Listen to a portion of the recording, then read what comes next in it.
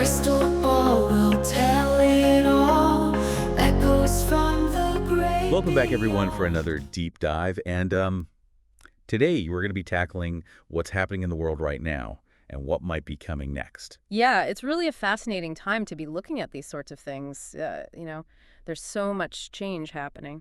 Absolutely. And to help us sort of make sense of it all, we've got some fascinating predictions from this new AI called Grok.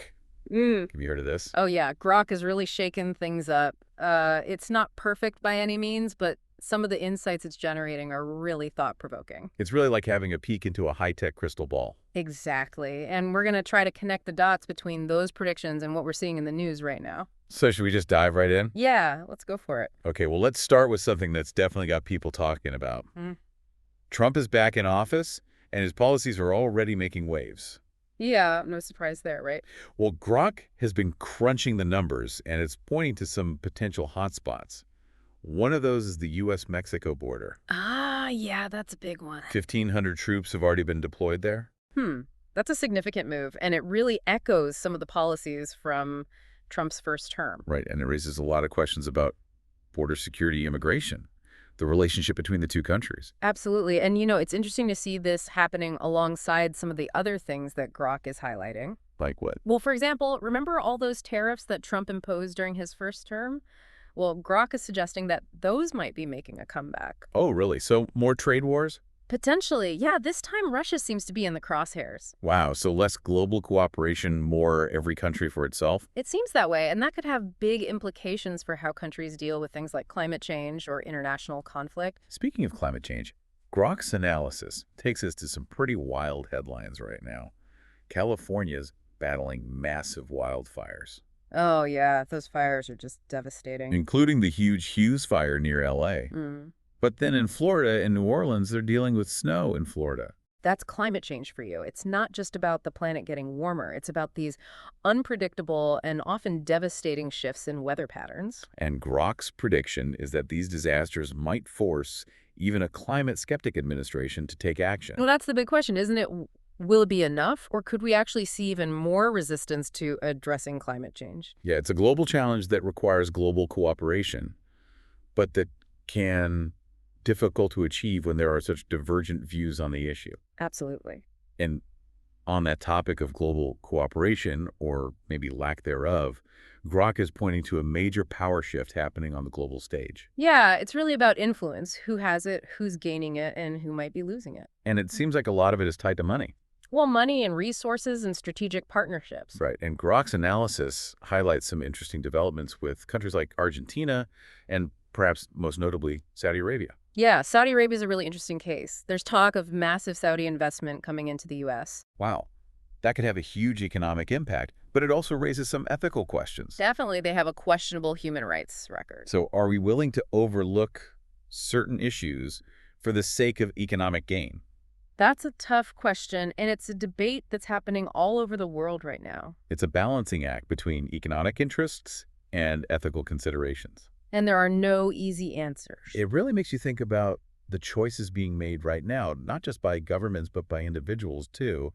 What kind of world do we want to live in, and what are we willing to do to create it? That's a great question, and one that we'll continue to explore as we dive deeper into Grok's predictions. So we've got potential trade wars, brewing climate chaos on the rise, and this move towards countries acting in their own self-interest. It's a lot to unpack. It is, but it's also incredibly fascinating to try to connect the dots and see where all of this might be heading. Well, I don't know about you, but I'm ready to take a deeper dive into some of those specific predictions that Grok has made. Yeah, let's get into the details and see what we can uncover. All right, let's do it. Okay, so we've been talking about all this heavy stuff, trade wars, climate change countries kind of going their own way. It's a lot. But Grok also pointed to something a bit more unexpected. Oh, yeah. What's that? A potential cultural renaissance. And I have to admit, I was a little surprised by that. Like, what does an AI know about art and music? Well, it's not about Grok having artistic tastes or anything. It's more about recognizing patterns. Okay, so how does that work? Well, think about it. Throughout history, times of great upheaval often lead to these bursts of creative expression. But, yeah, you're right. Like, think about the Renaissance or the Industrial Revolution.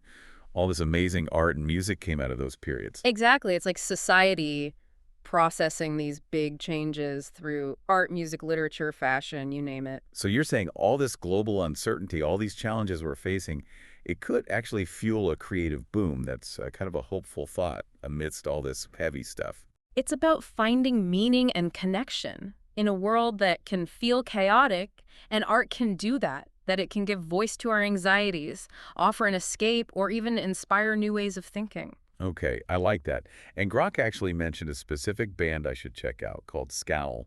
Oh yeah, I've heard of them. They're supposed to be pretty good. I'm going to add them to my playlist for sure. It's funny how these little details from Grok can spark a whole new line of thought. It's all about making those connections, right? Speaking of connections, let's shift gears for a moment and talk about something a little closer to home, the economy. Ah, yes. Everyone's favorite topic. Well, I'm no Wall Street expert, but I'm always curious to know what's coming down the pike. What's Grok forecasting for our wallets in the year ahead? Well, it's not giving us stock tips or anything, Right. but it is pointing to some interesting trends. It seems like we might be in for a bit of a roller coaster ride this year. Oh, a roller coaster. That's not very reassuring. Well, hold on. It does start with a potential short-term rally in the stock market. Okay, so a little good news to start the year. I'll take it. What's driving that early optimism? Grok suggests it's likely due to anticipation of interest rate cuts. The economy is showing signs of slowing down. Right. So those cuts might be a way to stimulate growth. Okay, makes sense. But you said roller coaster, so I'm guessing this rally doesn't last. That's right. The long-term forecast is a bit more conservative. Enjoy it while it lasts. Got it. When you say conservative forecast, what kind of numbers are we talking? Well, Grok's analysis suggests the S&P 500 might see a modest gain of around 8 to 10% by the end of the year. Okay, so not a crash, but not exactly a boom time either. Pretty much. But remember, these are just predictions. The market is notoriously unpredictable. Oh, I know that all too well. What about specific sectors? Any hot tips from Grok on where the smart money is going? Well, Grok seems to think tech stocks, particularly those involved with AI, will continue to attract investor interest. So AI predicting the rise of AI, how meta. Right. But there are also some whispers of a potential cooling off after the massive gains tech has seen in recent years. Yeah, what goes up must come down, right? So maybe not the time to go all in on tech. What about other areas? Is Grok giving any love to value stocks or small cap companies? It is actually. Grok suggests that growth stocks might still outperform value stocks, at least for now. Okay, why is that? It's likely due to those anticipated interest rate cuts and pro-growth policies, but remember, it's not a uniform prediction across all sectors. Right. Got to look at the bigger picture, always. What about those smaller companies? Are they going to have a moment in the sun? Grok suggests that small cap and mid cap stocks might see a surge, especially if the regulatory environment eases under the current administration. So there could be some interesting opportunities there for those willing to take a bit more risk. Potentially, but always do your research. Of course. Of course. So we've talked about the potential upsides, but what they say, what goes up must come down. Is Grok predicting any major market corrections or crashes on the horizon? The million-dollar question, and unfortunately, Grok isn't always crystal clear on that front. So no easy answers there. Not really, but there are some whispers in the wind. Some analysts are predicting a potential recession in 2025. A recession? Yikes, that doesn't sound good.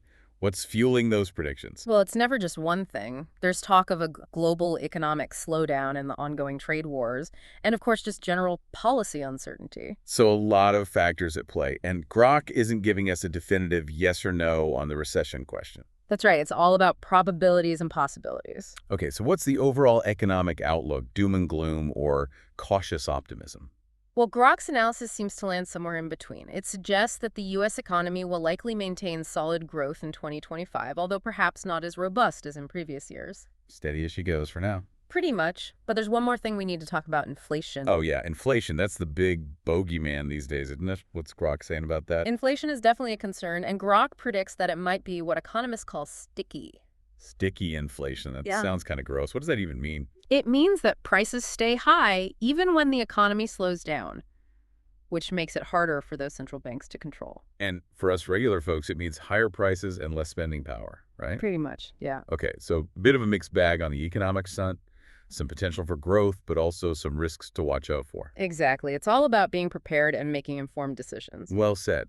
So before we wrap things up, I'm curious, what does Grok have to say about the long-term impact of Trump's policies on the economy? That's a complex question with no easy answer. Grok's analysis highlights both the potential benefits and drawbacks of Trump's approach. Okay, let's break it down. What are the potential positives? Some analysts believe that Trump's policies, such as tax cuts and deregulation, could initially boost market confidence and economic activity. Right. They argue it creates a more favorable environment for businesses to grow and invest. Exactly. But of course, there are also potential downsides. Okay. What are the... There are concerns that Trump's policies, particularly his focus on tariffs and trade wars, could ultimately have a negative impact on international trade and consumer spending. Right. Those tariffs can increase prices for consumers and businesses, which could then slow down economic growth. Exactly. So it's a bit of a gamble, short-term gains with potential long-term consequences. It sounds like it... Well, I guess we'll have to wait and see how it all plays out. We will, but the important thing is to stay informed and understand the different perspectives so we can make the best decisions for ourselves and our communities. Absolutely well said. And I think it's a perfect segue into our final segment where we'll explore what all of these insights from Grok mean for the future we're creating together. All right, so we're back, and, we've covered a lot of ground in this deep dive: global politics, climate change, economic forecasts, even a little bit about art and music. It's clear that we're living in a time of, really rapid and often unpredictable change. It is, and, amidst all this uncertainty, one theme just keeps emerging from Grok's analysis, this idea of adaptability and resilience. Right. It's like Grok is saying, buckle up, things are about to get bumpy. Exactly. It's not just about surviving, though. It's about thriving. We need to be able to adjust to new situations, learn from setbacks, and just find creative solutions to unexpected challenges. Okay, that sounds great in theory, but how do we actually do that? What does it mean to be adaptable and resilient? Yeah. In a practical sense. Well, Grok isn't exactly a self-help guru or anything. Right. But its analysis does highlight some key areas where we can focus our efforts. I think first and foremost, it's about staying informed and engaged with the world around us. Okay, so no burying our heads in the sand. Exactly. We need to be aware of the trends that are shaping our reality, understand different perspectives, and be willing to challenge our own assumptions. Right. Makes sense. What else? Another crucial aspect is cultivating a growth mindset. Embracing challenges as opportunities for learning, being willing to experiment and take risks, and understanding that setbacks are a natural part of the process. I love that it's about seeing failure not as a defeat, but as a stepping stone on the path to success. Precisely. And finally, it's about building strong connections with others. We're not meant to go through this alone. Right. We're all in this together. Exactly. We need to support each other, share our knowledge and experiences, and just work together to create a better future. It sounds like a recipe for not just surviving, but thriving, staying informed, embracing challenges, building strong communities. It really is. And that brings us back to the big question we started with. What does all of this mean for you, our listener? We've explored a lot of information in this deep dive, some encouraging, some concerning. But ultimately, the future isn't something that just happens to us. We have a role to play in shaping it. Absolutely. And, as we wrap up this deep dive, I want to leave you with one final thought, inspired by Grok, knowing all that we've discussed, the political landscape, the climate crisis, the economic uncertainties, the cultural shifts. Yeah. What one thing will you do differently? How will you navigate this changing world? It's a question worth pondering, and the answers will be as diverse as we are. But the important thing is to start asking. Start exploring and start taking action. The future is waiting to be written, and we all have a pen in hand. That's a great note to end on. Thanks for joining us for this deep dive into Grok's predictions and what they mean for the future. Until next time, stay curious, stay engaged, and keep writing your own story.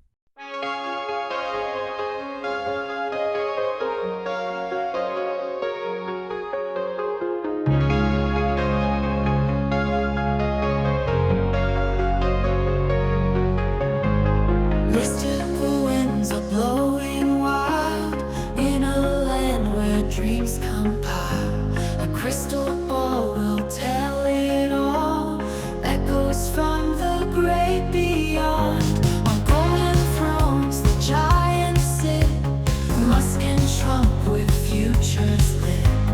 Casting spells for all to see. Bring classes a new decree. It's not only about money, honey. Look through the glass, it's kind of funny. Surreal visions start to dance, giving everyone a chance.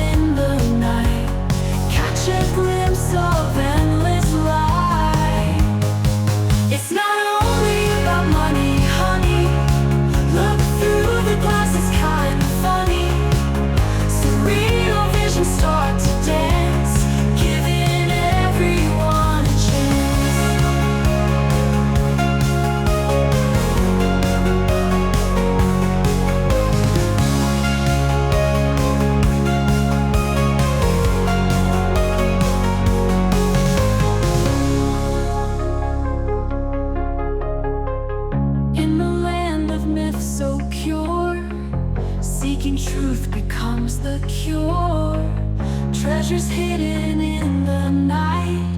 Catch a glimpse of endless light. It's not